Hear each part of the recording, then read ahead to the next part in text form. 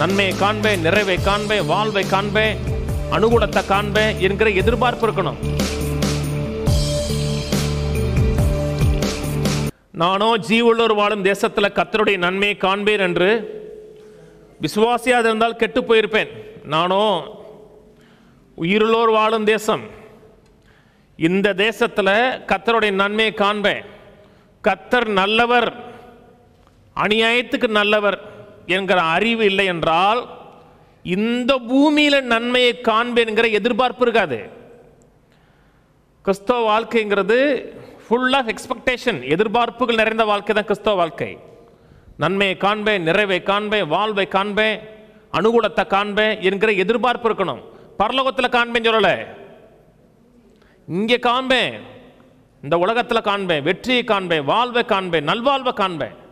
அநேக மக்கள் நல்லது நடக்கும் என்கிற எதிர்பார்ப்பே கிடையாது. அநேக மக்களுக்கு கெட்டது நடக்குங்கிற எதிர்பார்ப்பு தான். இந்த கெட்டது நடந்துருமா, அந்த கெட்டது நடந்துருமா என்கிற எதிர்பார்ப்பு தான் இருக்கு. ஒரு வாரம் அவங்களுக்கு எந்த கெட்டது நடக்கலன்னா அவங்களுக்கு பெரிய எதிர்பார்ப்பு இருக்கும். ஒரு வாரம் நடக்கலன்னா எது பூகம்பமா வெடிக்க போகுதுன்னு தெரியலன்னு நினைப்பாங்க. ஒரு வாரம் நல்லா போதே அப்படின்னா என்ன இது வெடிச்சு எவ்வளவு பெரிய ஆபத்து வரப்போகுதுன்னு தெரியலங்கிறது அவங்களுக்கு. என்ன, அவங்களுக்கு கெட்டது நடக்கலன்னா அவங்களுக்கு நல்லதாக இருக்கு, சம்திங் ராங் நினைப்பாங்க. புத்தியை மாற்றிக்கணும்.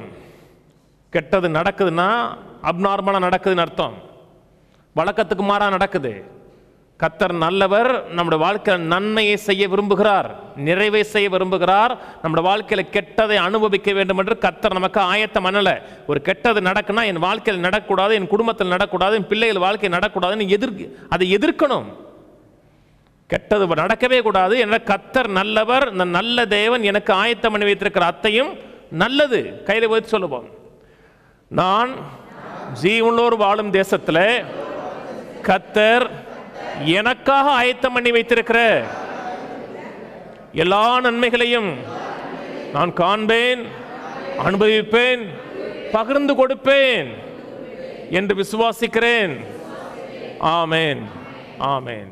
இங்கேயே இந்த உலகத்திலே காண்பேன், அனுபவிப்பேன், வாழ்வேன் அப்படிங்கிற எதிர்பார்ப்பு இருக்கணும்.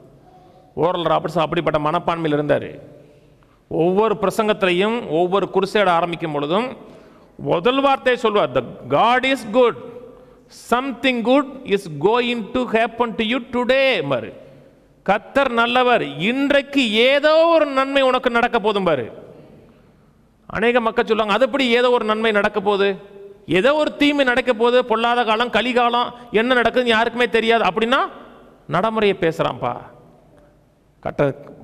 கெட்டதான் நடக்கும், பொல்லாத உலகம், வெளியே போனால் நல்லது நடக்கும், என்ன சொல்ல முடியும், என்னாலும் நடக்கலாம் அப்படி சொன்னீங்கன்னா யதார்த்தவாதி. போயிட்டு பத்திரமா பாப்பா, ஏதாவது பார்த்துக்கிறது நடக்கும் அப்படின்னா யதார்த்தவாதி. போயிட்டு வாடா, நல்லா இருப்பா, நிறைவா இருப்பா அப்படின்னா ப்ராக்டிக்கலாக பேசுகிற ஆள் கிடையாது அவங்களுக்கு.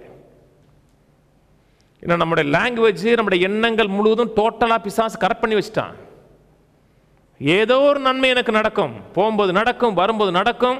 அதனால தான் வேதம் சொல்லுகிறது, நீ போகிலும் ஆசீர்வதிக்கப்பட்டிருப்பாய், வருகையிலும் ஆசீர்வதிக்கப்பட்டிருப்பாய். ஏதோ ஒரு இடத்துக்கு போறேன்னா நன்மை மட்டும்தான் நடக்கும். சிலர் சொல்றாங்க, இல்லை மலை உச்சிக்கு போகணும்னா பள்ளத்தாக்கு வழியாக தான் நடந்து போகணும். பள்ளத்தாக்கு வழியாக நடந்து போகலாம், தப்பு கிடையாது. ஆனால் கெட்டது நடக்கணும் அவசியம் இல்லையே. சங்கீதம் 23 சொல்லப்பட்டிருக்கிறது, நம் மரணங்களின் பள்ளத்தாக்கில் நடந்தாலும் பொல்லாப்புக்கு பயப்படேன். ஏன் நடந்தான்னா அவனா நடக்கிறான், கர்த்தருடைய வழிநடத்தலை மிஞ்சி நடக்கிறான். பொல்லாப்புக்கு பயப்பட, ஏன் பயப்படனா, தேவரீர் கூட இருக்கிறீர், கூட இருக்கிறவர் நன்மை செய்கிறவராகவே சுற்றி தெரிந்தவர் கூட இருக்கிறாரு. மைண்டில் ஒரு காரியம் மனதில் எப்பவுமே இருக்கணுங்க. எதுக்குள்ள நீங்க கடந்து போனாலும் ஒரு காரியத்தை உள்ளத்தில் ஆழமா வைங்க, கர்த்தர் நன்மை செய்வார், நல்லது நடக்குங்கிற எதிர்பார்ப்பு வைங்க. அப்படி வச்சு வாழுங்க. தேவன் உங்களுக்காக வைத்திருக்கிற அத்தனை நன்மைகளை அனுபவிக்கலாம்.